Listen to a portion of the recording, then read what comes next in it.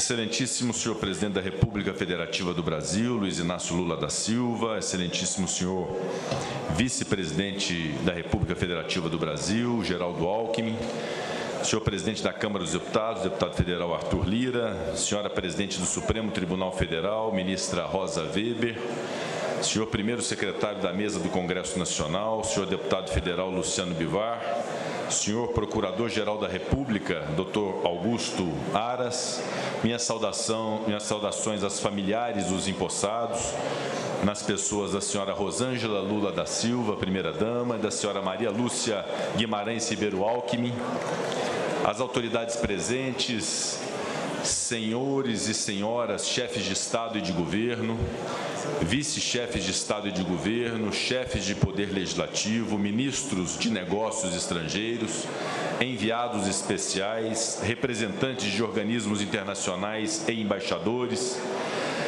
Uma saudação ao ex-presidente da República Federativa do Brasil, senhor José Sarney, a ex-presidente da República Federativa do Brasil, senhora Dilma Rousseff, senhores e senhoras senadores, senadoras, deputados federais, deputadas federais, senhores ministros de Estado indicados, senhor presidente do Tribunal Superior Eleitoral, ministro Alexandre de Moraes, senhora presidente do Superior Tribunal de Justiça, ministra Maria Tereza de Assis Moura, senhor presidente do Tribunal Superior do Trabalho, ministro Lélio Bentes Correia, senhores governadores de Estado, autoridades, convidados presentes.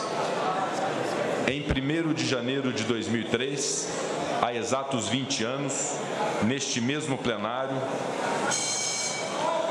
foi dada posse a Luiz Inácio Lula da Silva como 35º Presidente da República Federativa do Brasil.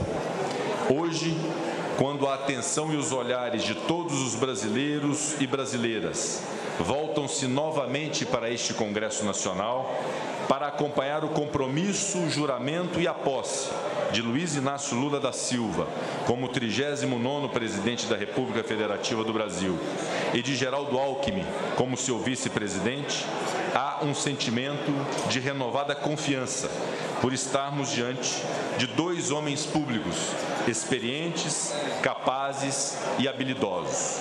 Vossa Excelência Presidente Lula volta ao Palácio do Planalto com a experiência de 8 anos de mandato, que se destacaram pela inclusão social, pelo crescimento econômico, pelo respeito às instituições.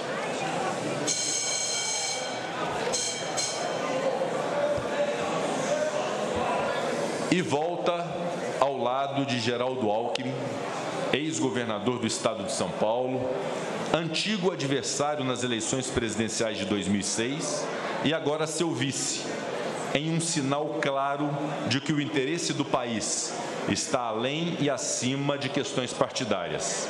Um sinal de que é preciso unir forças pelo Brasil. O início de novo governo é momento de renovação da esperança em um país mais inclusivo, seguro, democrático e justo. Como todo novo começo, o Brasil ganha fôlego e se enche de expectativas próprias de quem foi agraciado com uma outra chance. Uma chance de fazer mais, uma chance de fazer melhor. Nas eleições de 2022, a democracia brasileira foi testada e saiu-se vitoriosa. É possível que tenha sido o processo eleitoral mais importante da nossa história após a redemocratização. O tempo dirá. As instituições foram capazes de garantir a vontade da soberania popular, que se manifestou por meio dos votos no processo eleitoral e resultou na escolha majoritária da frente ampla defendida pela chapa vitoriosa. E aqui um registro de reconhecimento deste Congresso Nacional à justiça eleitoral do nosso país, na pessoa do ministro Alexandre de Moraes, presidente do Tribunal Superior Eleitoral.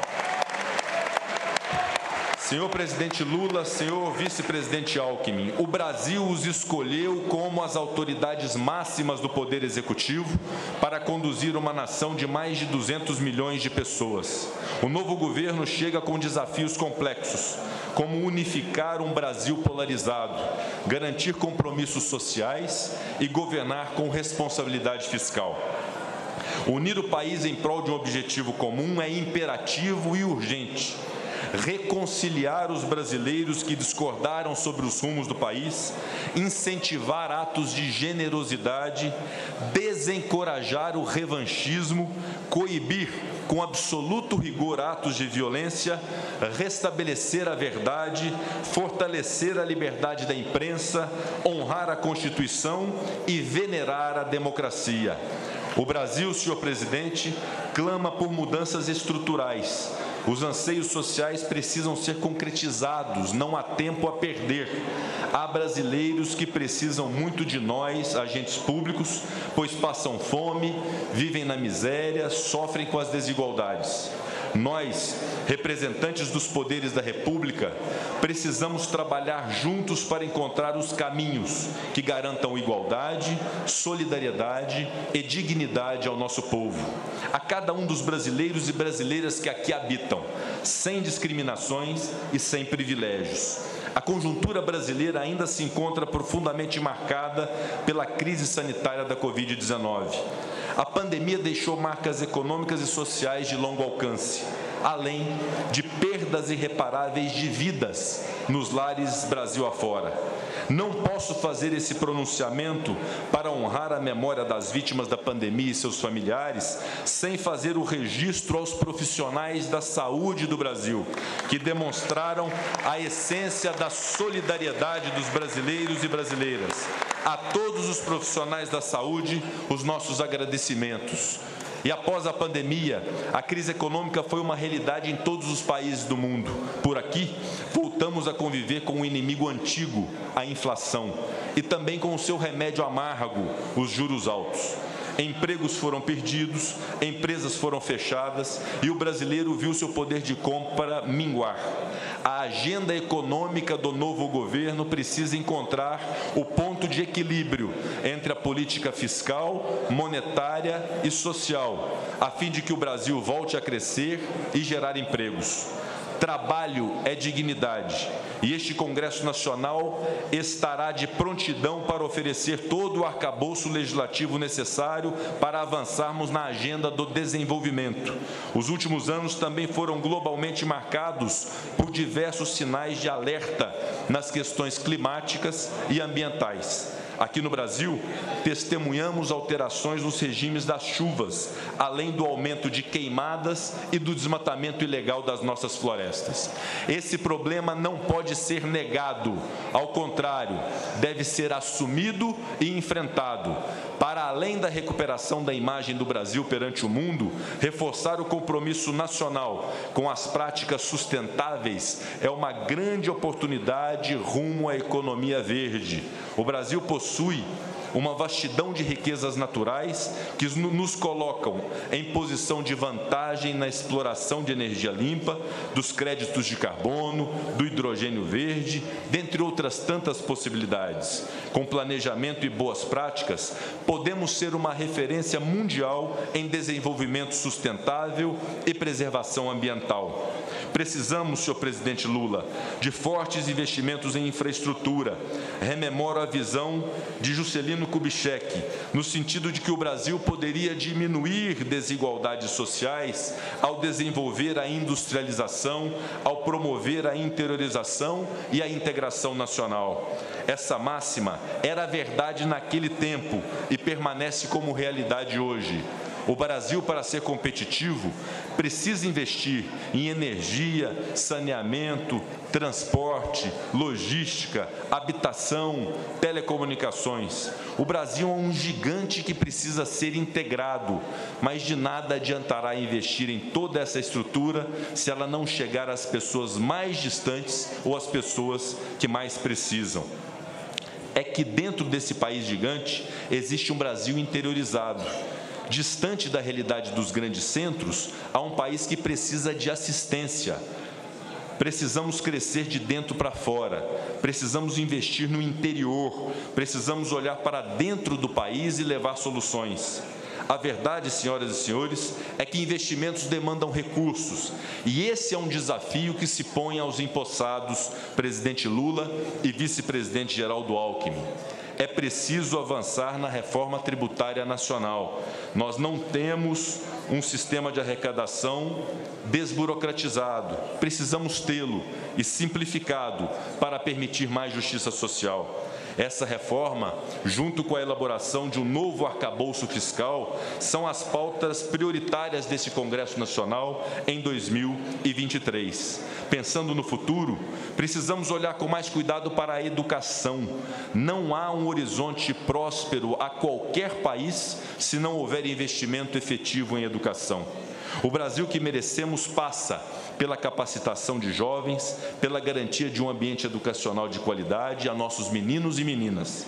Devemos firmar um compromisso, presidente Lula, vice-presidente Alckmin, para que nada, absolutamente nada, falte a esta geração de 0 a 18 anos no Brasil. Nossas crianças e jovens precisam de ensino, merenda, material escolar, esporte, cultura, artes, assistência médica, assistência psicológica, assistência psiquiátrica e social. Para além do ensino teórico, a educação brasileira deve englobar conceitos de cidadania, diversidade, respeito, ética. Precisamos, enfim, formar cidadãos. E, ao falar em educação, ressalto a importância da valorização da cultura em nosso país, rico em diversidade e referência mundial nas artes. E aqui, permitam-me citar a dama do teatro brasileiro e imortal da Academia Brasileira de Letras, a atriz Fernanda Montenegro, que diz: um país sem cultura é um país sem educação.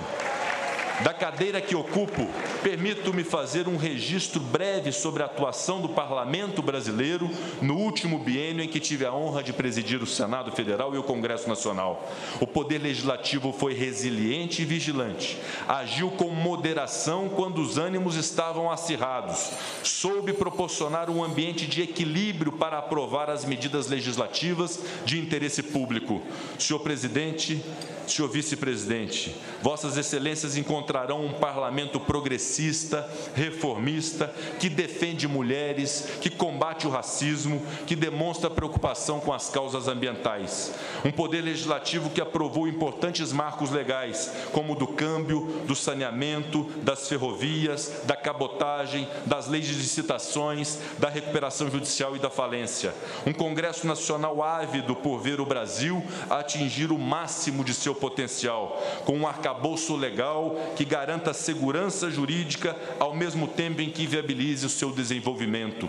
Da parte do Poder Legislativo, quero assegurar que o espírito dos parlamentares brasileiros é de cooperação. Tanto é verdade esta cooperação que, antes mesmo da posse do novo governo eleito, abrimos diálogo com o governo da transição para aprovar a emenda constitucional número 126 de 2022, oriunda da chamada PEC da transição. Foi absolutamente louvável o empenho do Congresso Nacional na célere aprovação da proposta, que impediu a redução, já neste mês de janeiro, do valor pago às famílias beneficiárias do Auxílio Brasil, que será novamente intitulado Bolsa Família. Acreditamos que apenas a soma de esforços é capaz de nos colocar no caminho da justiça social e da igualdade de oportunidades. Martin Luther King, no ápice de sua defesa de direitos civis, sobretudo do direito à igualdade, afirmava, senhor presidente: tenho a audácia de acreditar que os povos, em todos os lugares, podem fazer 3 refeições por dia para os seus corpos, ter educação e cultura para suas mentes, e dignidade, igualdade e liberdade para seus espíritos. O Congresso é, por excelência, o lugar onde a diversidade dos interesses pode buscar a convergência. Estou certo de que o desejo comum do governo, que hoje toma posse, e da legislatura, que em breve se inicia, é parecido com o sonho de Martin Luther King. Queremos cuidar dos corpos, das mentes, dos espíritos de todos os brasileiros e brasileiras. O projeto é ousado, mas temos um país riquíssimo e capaz de grandes feitos. Neste momento solene, em que os 3 poderes da República se encontram reunidos neste Congresso, em harmonia e em equilíbrio, quero concluir reafirmando o nosso compromisso imperturbável com a democracia e suas instituições. Parte desse compromisso consiste na adesão ao mandamento da cooperação e do equilíbrio entre os poderes, condição imperativa para a rigidez da República. Diálogo, respeito, moderação, esses são os pilares para que tenhamos efetiva estabilidade e possamos cumprir o que a sociedade brasileira espera de nós, enfrentando os reais problemas do Brasil. A hora é de pacificação. Deixemos para o passado tudo o que nos separa, tudo o que nos divide. Olhemos para o futuro como uma nova oportunidade, um recomeço. Façamos diferente, façamos mais, façamos melhor. O futuro se desenha no presente. A hora de mudar o futuro de nossa nação é agora. Não percamos essa oportunidade. Precisamos garantir a união do nosso povo para que possamos resgatar a proeminência da nossa nação desse território digno das maiores nações do mundo. País do futebol, país do samba, país da alegria, país abençoado pela sua natureza. Somos a pátria de Ayrton Senna e Pelé, os maiores nomes do esporte mundial do século XX. Brasileiros fantásticos que espalharam pelo mundo a mensagem de paz e do cuidado com o futuro das nossas crianças. Nesse sentido, presidente Lula, acreditamos que sua eleição representa também o anseio das políticas públicas reivindicadas pela nossa população, sobretudo as parcelas mais desfavorecidas e que tão fortemente distinguiram suas passagens anteriores pela presidência da República. Tenho certeza que alguém como o senhor, que acumulou todas as dificuldades ao longo da vida, saberá enfrentar os reais e urgentes problemas da nossa população. Para finalizar, presidente Lula, cito aqui um dos líderes políticos mais importantes desse país, Ulisses Guimarães, que em um dos seus discursos nos alertava: o inimigo mortal do homem é a miséria. Mais miserável do que os miseráveis é a sociedade que não acaba com a miséria. Agradeço a presença das autoridades nacionais que aqui estão, imbuídas do propósito de união nacional. Agradeço igualmente as autoridades internacionais que se fizeram presentes, nos honraram nesse momento de posse. Me permito um agradecimento especial neste último ano de bicentenário da independência do Brasil, a Sua Excelência o presidente Marcelo Rebelo de Sousa, da nossa pátria-mãe, Portugal, que também igualmente nos honram com a sua presença. Desejo a todos, em 2023, um 2023 cheio de paz, realizações, além de muita prosperidade. Declaro, sob as bênçãos de Deus, encerrada a presente sessão solene. Muito obrigado.